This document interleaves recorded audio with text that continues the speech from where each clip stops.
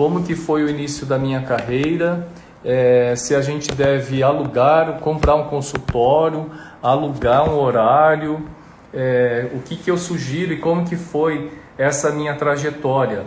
Eu sou o Dr. Ed Wilson Rossoi, cirurgião plástico aqui em São Paulo e professor de cirurgia dermatológica há 25 anos. Eu fui professor de cirurgia dermatológica no Hospital Padre Bento de Guarulhos, que faz parte do SUS São Paulo. E lá eu tive essa trajetória como professor. Na verdade, eu comecei nesse hospital dando plantão no pronto-socorro como cirurgião geral e depois eu transferi o meu vínculo para a dermatologia, para a residência de dermatologia, porque eu queria muito ensinar, né, cirurgia dermatológica. E foi assim a minha trajetória, como eu entrei na cirurgia dermatológica, porque muita gente pergunta, nossa, mas como que pode um cirurgião plástico que ensina a cirurgia dermatológica? Porque foi essa a minha trajetória. Eu comecei dando plantão no pronto-socorro, lá no SUS, e depois me transferi para a dermatologia e fiquei lá no ambulatório de cirurgia dermatológica, então fazia ambulatório com os residentes e depois operava também os pacientes com eles. Quando eu terminei a residência de cirurgia plástica, eu fiz a minha graduação e a residência de cirurgia geral e cirurgia plástica na Santa Casa de São Paulo. Depois, mais à frente, eu fiz o mestrado no Hospital do Servidor Público Estadual, tá? E quando eu terminei a residência, é bem interessante. Também é uma história muito antiga, né? Imagina, eu me formei há 30 anos atrás, então era um outro panorama, era um outro cenário da medicina, né? Hoje a medicina está muito mais concorrida, existem muitos médicos no mercado, houve assim um boom, né, de criação de faculdades de medicina, então a concorrência hoje é muito maior. Para vocês terem uma noção, eu nunca atendi convênio, eu sempre atendi só pacientes particulares.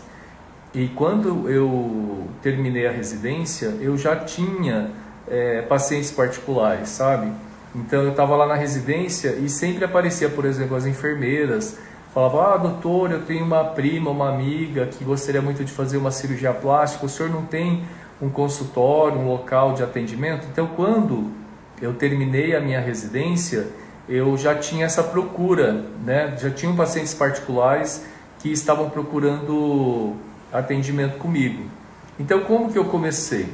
Eu aluguei um horário, sabe, num consultório de 2 dermatologistas. E eu atendia lá terças e quintas à tarde. Então eu pagava só aquele valor, aquela taxa da utilização da sala de consulta nesses 2 períodos. E é interessante que desde aquela época eu já tinha essa percepção de você ter que agregar valor aos seus atendimentos, né? Que isso é uma coisa muito importante. E eu lembro que não era um consultório muito bonito, não era um consultório luxuoso, mas eu queria oferecer para o paciente algo a mais, sabe? Algo mais confortável. Então, para deixar um ambiente mais aconchegante, eu pedia para a secretária lá do consultório para que ela colocasse um tapete. Eu comprei um tapete para colocar embaixo da cadeira onde os pacientes sentavam e também uns quadros para colocar assim na parede, para decorar um pouco mais, não ficar um ambiente tão frio. Então, nos dias que eu atendia, a secretária pendurava os 2 quadros e estendia o tapete embaixo das cadeiras dos pacientes. E tinha um outro detalhe que eu me lembrei agora, bem interessante. A toalha que os pacientes secavam as mãos não eram muito bacanas, sabe? Eu não achava muito legal aquela toalha lá que estava lá. Então o que eu fazia? Nos dias dos meus atendimentos eu levava toalhas de mãos, sabe? Que eu lavava em casa, minha empregada lavava, deixava bonitinha, e aí quando eu ia atender eu levava essa toalha e a secretária substituía para os meus pacientes essas toalhas. Então é importante que você sempre pense numa forma de agregar valor aos seus atendimentos, porque o paciente ele vai perceber todos esses detalhes, toda a preocupação que você tiver, o paciente vai reconhecer isso, tá? E sempre me perguntam então, os alunos, os médicos, né, que se formam, eles perguntam, mas doutor, o que o senhor acha que eu devo fazer? Então, eu tenho alunos do curso Hands-on, do curso presencial, tenho alunos do curso online, e cada um numa situação, sabe? Tem médicos que estão terminando a residência, tem médicos que estão na residência, tem alunos que já têm 30 anos de profissão, como eu já recebi aqui na minha clínica e também no curso online, pessoas que já estão com a carreira já deslanchada lá com 5, 10 anos de profissão. Então, eu digo assim, que quando você for montar o seu consultório, você ter um local de atendimento, que você sempre invista o máximo que você puder. Por que que é importante isso? Porque isso vai te trazer um resultado, vai te trazer um retorno. E é muito comum, eu percebo, que às vezes o médico ele não investe, né? Então, o que eu costumo dizer para os meus alunos é que a gente sempre tem que investir. E muitas vezes a gente monta um consultório e começa a comprar outras coisas, assim, vai comprar uma casa, aí compra uma casa na praia, investe em carros, né? Obrigado, Juliana. Então, você acaba deixando o consultório um pouco de lado. Então, eu acho que é importante você pensar também no seu consultório. Porque quando você investe no seu consultório, você vai ter retorno. E quando eu fiz alguns cursos de marketing já há bastante tempo, e eu sempre perguntava nos cursos, sabe? Vocês acham que a gente deve investir mesmo pesado na nossa clínica, no nosso consultório? E ninguém me respondeu assim, claramente, sim, invista, né? E eu vou dizer para vocês, invistam sim, você não deve se endividar, dar um passo maior que a perna, né? Fazer um mega investimento e depois não ter condições de pagar ou às vezes um financiamento, um dinheiro emprestado, né? Não sugiro que você faça isso, mas dentro do que caiba no seu bolso, é fundamental que o médico invista sim, né? Invista nessa questão do conforto para o paciente, invista em tecnologias, sim, invista em tecnologias, invista na sua formação também, e invista em conhecimento de marketing, de posicionamento de mercado, porque tudo isso é importante e tudo isso faz parte. Não adianta só você investir no seu conhecimento técnico, sabe? Só fazer congresso, só ler artigos, só pensar em especialização, só isso não vai garantir o seu sucesso. É fundamental que você pense no geral, sabe? Tudo que envolve, porque o que nós oferecemos para os nossos pacientes são serviços. E quando você adquire um serviço, quando você compra um serviço, você vai pagar pelo serviço desde que haja qualidade. E essa percepção da qualidade, que na verdade significa valor, aquilo que você vê valor naquele atendimento, você vê valor naquele tratamento,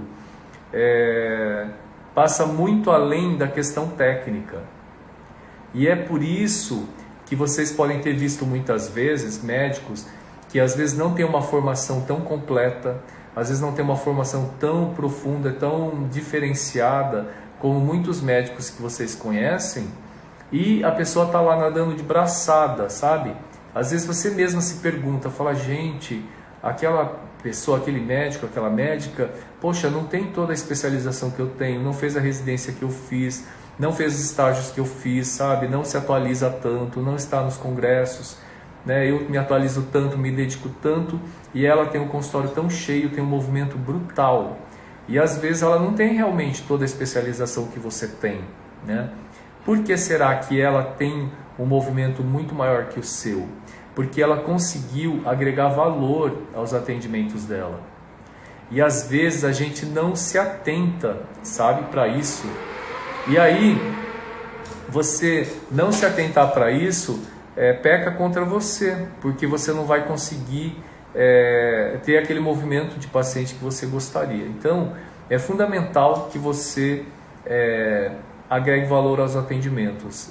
E uma das formas de você agregar valor aos seus atendimentos é pensar em tudo isso, sabe? Toda essa questão do antes, o antes do paciente chegar até você, o durante, enquanto o paciente está com você, está no seu consultório, né? E o depois, como que é tudo isso? Então, é super importante que o médico tenha essa percepção. E uma coisa que eu vou falar para vocês, que é assim, é um tabu na medicina, né? Nunca ninguém ensina isso pra gente na faculdade nem na residência. Na verdade, nós vendemos serviços, né? Não é verdade? E quando a gente fala de venda, né, na nossa profissão, isso é um tabu muito grande e a maioria dos médicos tem um bloqueio com isso, sabe? E a gente, na verdade, está o tempo todo vendendo. Vendendo o que eu digo, quando você indica para um paciente um tratamento, por exemplo, o cardiologista que examina seu paciente indica para ele um antihipertensivo. Ele está vendendo para aquele paciente a ideia de que ele precisa se tratar, ele precisa fazer atividade física, dieta, né? Precisa tomar medicação. Então ele está vendendo para aquele paciente uma ideia do tratamento, está vendendo aquela saúde para aquele paciente. Então a venda na medicina não é nenhum problema, né? Então é importante. Isso na verdade são crenças limitantes que colocam na nossa cabeça, né? E isso faz com que você também tenha dificuldade justamente na questão da gestão financeira, da precificação dos seus serviços.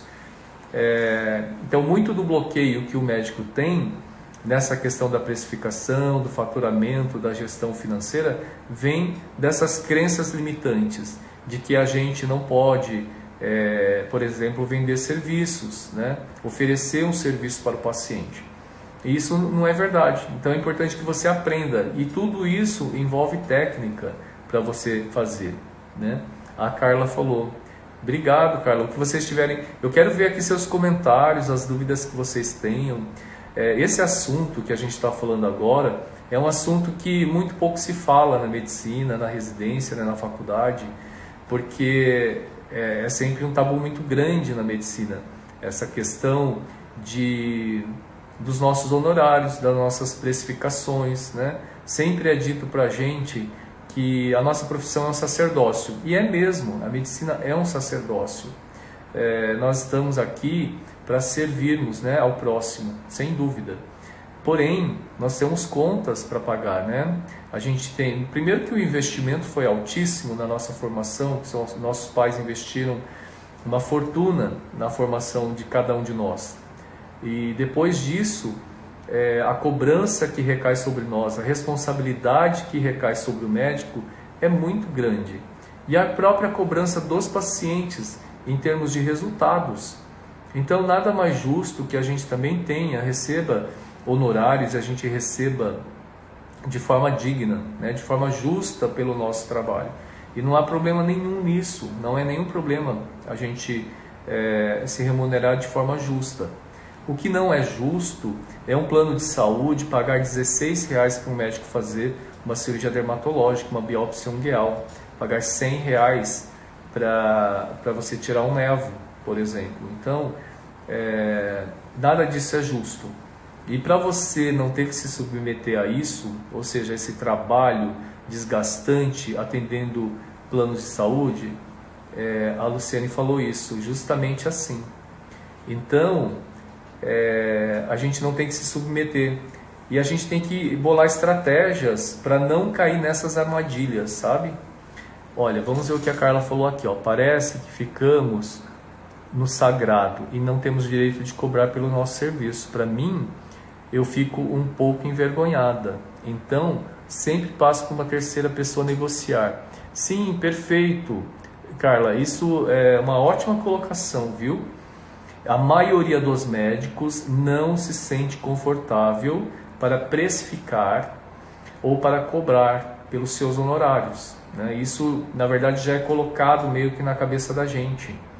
Tanto que na faculdade não se fala sobre isso, né? Sobre precificação de honorários, cobrança, gestão financeira. E aí a maioria dos médicos fica nessa situação, né? Tem essa dificuldade. Você pode sim passar isso para alguém, contratar alguém que faça isso, né? A sua secretária pode fazer isso. Só que é importante que ela esteja muito bem preparada.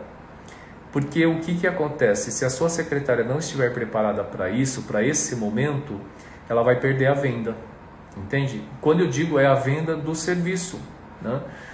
Então, eu vou dizer para vocês que é claro que tem essa questão das crenças limitantes. Então, eu vou dizer para vocês, é uma crença limitante que nos impede de cobrar adequadamente pelos nossos serviços. Então, existem algumas crenças limitantes que colocam na nossa cabeça quando a gente era criança, sabe? E às vezes pode vir daí essa nossa dificuldade. Então, muitos de nós, vocês devem ter ouvido já falarem assim que dinheiro é sujo, que quem é rico não presta, quem é rico é desonesto. Se você ganhou dinheiro, alguém perdeu, porque para você ganhar, alguém perdeu. Então, que dinheiro é ruim, né? Então, quem vai querer ser rico nessa condição? Quem vai querer ter dinheiro? Ninguém, porque esse dinheiro é uma coisa suja. Quem ganha dinheiro é desonesto. Se você ganha dinheiro, alguém perde, ninguém vai querer ganhar dinheiro. Então, você já traz aquilo dentro de si, né? Essa crença limitante e essa imagem ruim do dinheiro. Outra coisa é durante a faculdade, que é isso que a gente falou agora.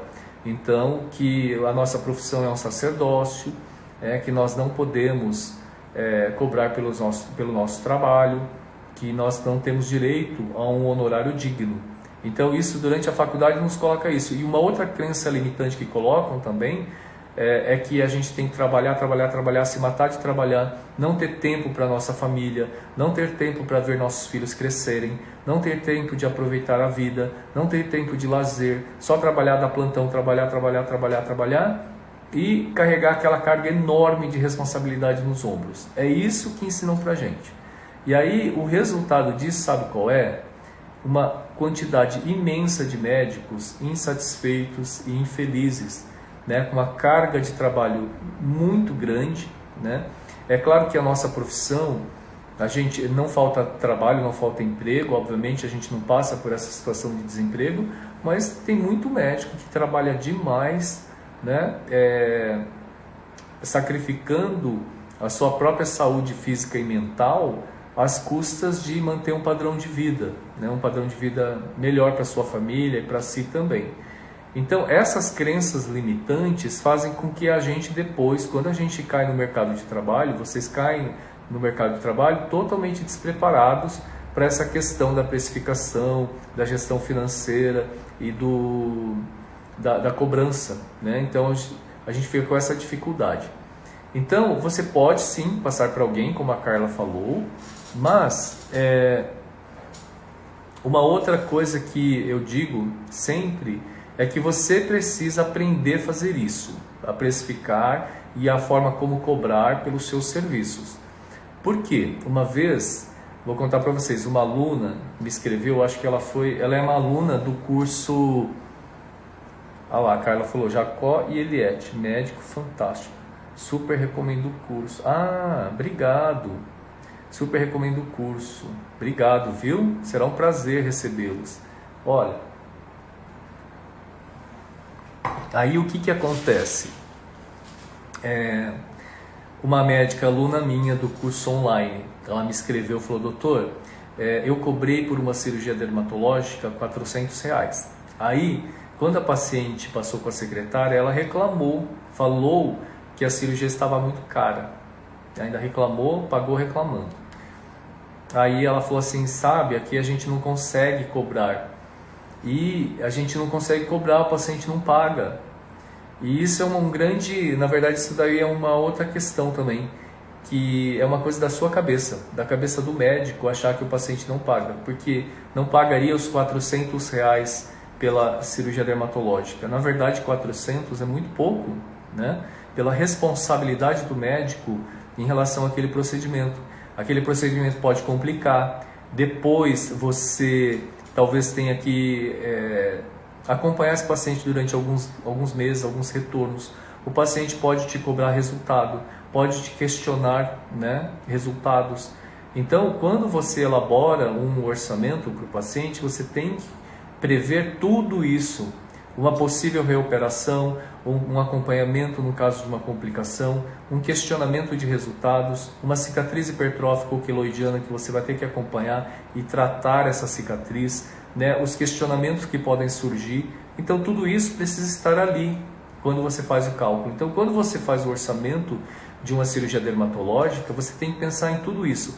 Não é só, você não deve pensar assim, eu vou fazer essa cirurgia em 30 minutos, 1 hora, então a minha consulta é tanto, então eu vou cobrar um pouquinho a mais. Não, não é assim. Não é assim que você precifica o seu procedimento. Mas vamos voltar lá à questão da médica, que eu vou falar para vocês quanto que eu sugiro para os meus alunos.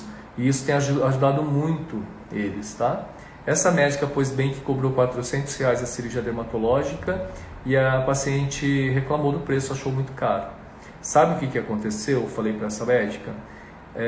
Nem ela mesma acreditou que aquela cirurgia valia aquilo. Porque às vezes nem o próprio médico acha que vale aquilo. E se o próprio médico não acha que vale aquilo, a secretária muito menos. Então assim, a minha equipe, por exemplo, eu tenho a minha secretária, a Érica, quando ela começou a trabalhar aqui comigo, ela está comigo acho que uns 3 anos, ela teve uma certa dificuldade, mas é a questão da especialidade na precificação. Não, Carla, não é não, viu? Eu vou ensinar para você, não tem a ver com a especialidade não. Tem a ver com você conseguir agregar valor e mudar a percepção de valor para o paciente, né?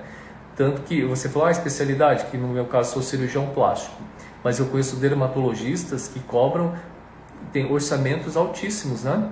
Para fazer tratamentos estéticos, inclusive. Mas e a questão da especialização na precificação?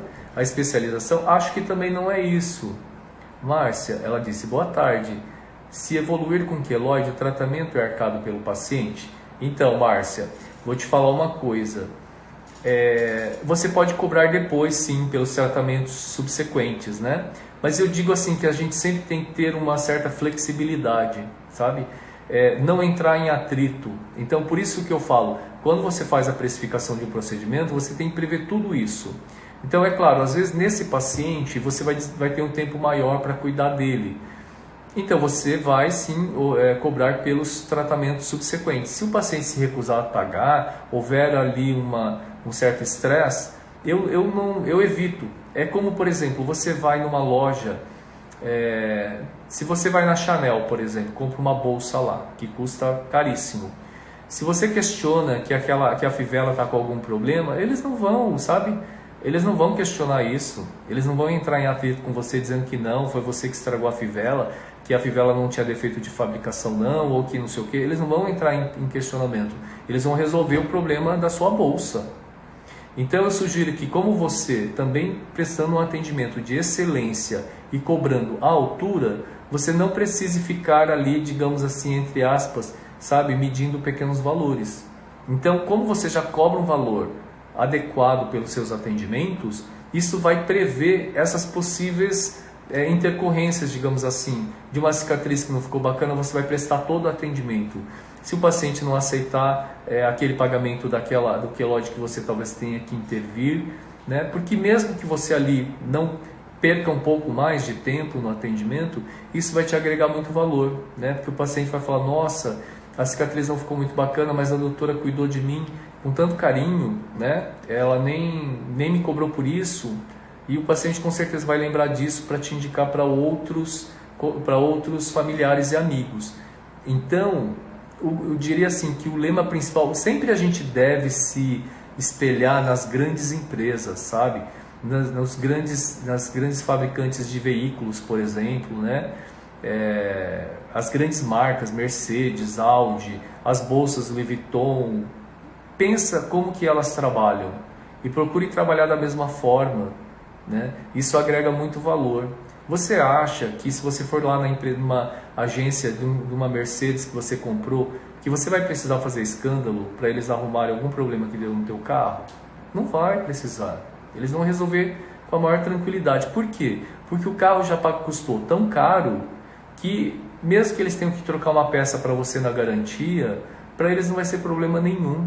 Então eu sempre digo, precifique de uma forma que te dê tranquilidade, que você não tenha que ficar depois desse desgaste de ter que atender mais uma vez, um retorno, 2 retornos, para que você não tenha que ficar contando quantos retornos o paciente terá direito, né? Então, por isso que é importante você precificar seu trabalho de uma forma justa, para que isso te dê tranquilidade, dignidade. Então, quando eu tenho, por exemplo, uma pergunta que sempre faz assim, Se as margens vierem comprometidas, o senhor vai cobrar a reoperação, a ampliação das margens? Primeiro assim, quando você executa com a técnica corretamente, é muito difícil que as margens venham comprometidas. No meu caso, eu não me lembro da última vez que isso aconteceu. Mas pode acontecer da margem vir comprometida sim.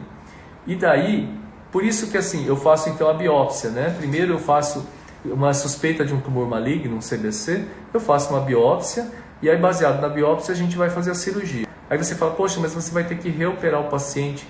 É importante que você cobre um valor que vai te trazer tranquilidade, que você não vai ter que ficar contando, medindo, sabe? Quantos retornos, quantas vindas, quantas ligações. Então trabalhe com tranquilidade, para que você não tenha que passar por isso. Por isso que a gente não deve cobrar um valor tão ínfimo, tão baixo, que depois você fica nessa dificuldade. Aquele horário que você talvez tenha que atender o paciente novamente, vai te fazer falta, porque você poderia estar atendendo um outro paciente que ia te pagar, o convênio vai te pagar uma consulta de R$30. Então, é importante, por isso que eu falo sempre, o paciente particular é que vai te dar liberdade, né? Liberdade de ter qualidade de vida, você vai poder prestar o atendimento que você quer. Né? Não estou dizendo com isso que amanhã você vai chegar para a tua secretária e dizer, olha, não atendo mais convênio. Não, não é isso. Mas comece a se preparar nesse caminho. É possível você atender só pacientes particulares, ou você separar uma parte do teu dia, do teu período, da tua semana para atendimentos particulares e uma parte para atendimento de convênio. Porque as necessidades desses públicos são completamente diferentes. O paciente particular, ele tem uma necessidade totalmente diferente do paciente de convênio. E o paciente de convênio não tem problema nenhum também, não é nenhum demérito, sabe? O paciente de convênio não é nenhum problema. São perfis diferentes. O paciente de convênio, ele não está preocupado com valor agregado. O valor agregado ao atendimento. É igual a pessoa que vai lá e compra um carro popular. Ela não está preocupada com valor agregado. Ela quer um carro que vai levar ela daqui para lá. Só. Ela não está pensando no luxo, sabe, no status, no conforto que o carro vai trazer. Ela não está preocupada com isso. Então, o paciente de convênio é mais ou menos o cliente do carro popular. Ele quer que o carro leve ele daqui para lá. Né? E o paciente de convênio, ele quer resolver o problema dele. Ele vai lá, passa na consulta com o médico, ele fez o diagnóstico, o tratamento, resolveu, tchau. Ele não quer saber se no consultório tem café, tem bolo, se a secretária é simpática, se o ambiente é gostoso, é agradável. Ele quer rapidez, agilidade na resolução. O problema é que esse tipo de atendimento agrega muito pouco para o médico, né? Você tem que atender rapidamente, você não consegue atender o paciente como você gostaria, você não consegue imprimir qualidade no seu atendimento, né? E é uma coisa desgastante, uma coisa cansativa. E você tem que atender em volume, né? Porque você ganha muito pouco pelo convênio. E aí no final do mês te sobra muito pouco também. Então assim, é muito esforço para pouco resultado. Então por isso que eu digo que você precisa focar no paciente particular. Não estou falando que você vai deixar de atender convênio, não é isso. Mas foque no paciente particular, porque é ele que vai te dar liberdade e tranquilidade. E o paciente, já que eu falei do paciente de convênio, qual é a do paciente particular? Qual que é a dele? O paciente particular é aquele paciente que faz questão que você agregue valor ao atendimento. Ele não se importa, é óbvio que você não vai cobrar um valor exorbitante, mas é um paciente que ele sim, ele dá valor. Se na sua recepção tem qual é a experiência? O paciente particular é aquele paciente que paga pela experiência, a experiência de passar com você. Então, toda a sua consulta, o paciente passar em consulta, em atendimento com você, tem que ser uma experiência. É como você ir num restaurante, um restaurante fino, né? Você vai lá, você paga pela experiência. É claro que a comida é boa, mas só a comida boa não adianta. Você quer sim ser bem atendido, o ambiente tem que ser agradável, né? Tudo tem que ser bonito. E é assim, o paciente particular é aquele paciente que valoriza o valor agregado. Então você precisa aprender a agregar valor. Caso contrário, vai ficar muito difícil que o paciente aceite pagar pelos seus atendimentos, tá? Então é fundamental que você aprenda a agregar valor. E aí, quando eu estava falando daquela médica que cobrou R$400 e a paciente reclamou, eu disse para ela, sabe o que acontece? Você não acreditou que o seu trabalho valesse aquilo. E aí quando nós que somos o chefe da equipe, né? Nós somos o capitão ali, a gente não acredita, toda a nossa equipe também não acredita. E quando eu falei para vocês que a minha secretária, quando começou a trabalhar comigo, ela ficou um pouco impressionada com os valores praticados aqui na clínica. Óbvio, ela não estava acostumada com isso. Ela falou, doutor, mas como que eu vou passar esses valores? Eu falei, você vai passar sim. Aí eu ensinei, treinei como fazer isso. E você tem que saber fazer isso. Primeiro você tem que saber, você tem que dominar a técnica e depois treinar a sua funcionária. Porque se ela não se sentir segura para fazer isso, ela também vai perder a venda. Então primeiro você tem que acreditar no seu trabalho, no valor do seu trabalho. E você tem que passar isso para a sua equipe. E aí a sua equipe vai passar com tranquilidade. Hoje, o que acontece? A Érica, minha secretária, assistente, ela diz assim, doutor, eu acho até barato o tratamento do senhor. Sabe por quê? E ela passa com a maior tranquilidade. Porque o tratamento que o senhor oferece para os pacientes, o atendimento que nós aqui oferecemos, tudo que a gente faz pelo paciente, tudo que a gente faz por ele antes, durante e depois, vale cada centavo. Então eu passo com a maior tranquilidade. E o paciente, ele diz a mesma coisa, sabe? Ele diz, olha, vale cada centavo que eu investi lá na clínica do Dr. Ed. E mesmo que às vezes alguém diga para ele, olha, mas nossa, não é muito caro lá? Não, o Dr. Ed não é muito caro.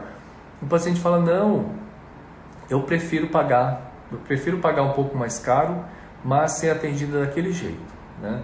Então, o paciente particular é aquele paciente que valoriza o valor agregado. E o paciente de convênio é aquele paciente que não está preocupado com isso. E não tem problema nenhum nisso. O único problema é que você atendendo o convênio, o resultado no final do mês, o resultado é péssimo, é ruim, né? Essa que é a grande verdade. Então, é fundamental que você aprenda então a agregar valor aos seus atendimentos, tá bom? Uma dica que eu vou dar então para começo, assim, só para vocês pensarem um pouco, agregar valor começa já nas redes sociais. Como que você cuida da sua audiência? Você dá atenção a ela? Você responde todos os directs? Você responde todos os comentários nos seus posts? Você agregar valor começa ali. Depois começa a pensar na forma como faça sabe, esse trajeto do paciente quando ele entra na rede social para falar contigo, se coloque no lugar dele. Quando ele telefona, como que é o atendimento telefônico, se é um atendimento agradável, se não é algo tumultuado e confuso, né? Quando você chega no seu consultório, sente na poltrona onde o seu paciente senta, entra no banheiro, vê como é lá, beba da água, tem água para o paciente beber, tem café, tem bolo, o que tem lá para o paciente enquanto ele te espera. Ele vai esperar quanto tempo pela consulta? Ele vai ficar muito tempo ali esperando? E enquanto ele espera, como é? Porque assim, o paciente chegar no consultório, uma das principais queixas dos pacientes é o tempo que ele espera na recepção do médico. Então não tem nenhum sentido o paciente esperar por horas na sua recepção, né? Então você também tem que se programar. Algum atraso é aceitável, mas o paciente ficar por horas aguardando, isso não é justo, né? Isso não agrega valor, isso pesa contra você, tá? E o sofá é confortável? O sofá está rasgado? Tem televisão? Não tem? Tem revista? A revista é do ano passado, né? É uma revista de 6 meses atrás? Como que é isso? Então pense a respeito. Tudo isso vai pesar contra ou a favor de você. E o paciente, ele só vai pagar, assim como você, por um serviço de qualidade. Então, se você quer precificar de forma justa os seus atendimentos, a sua cirurgia dermatológica, começa lá no comecinho. E depois, obviamente, com o domínio da técnica, com refinamento, você vai conseguir oferecer cirurgias com baixos índices de complicações e excelentes resultados. E aí, a coroação, que você vai conseguir cobrar da forma que você acha justo para você. Gente, eu vou pedir para que vocês me sigam nas minhas redes sociais, no YouTube, no Facebook, né? Cursos de cirurgia dermatológica, no YouTube, Dr. Ed Wilson Rossoi. Até mais. Tchau, tchau.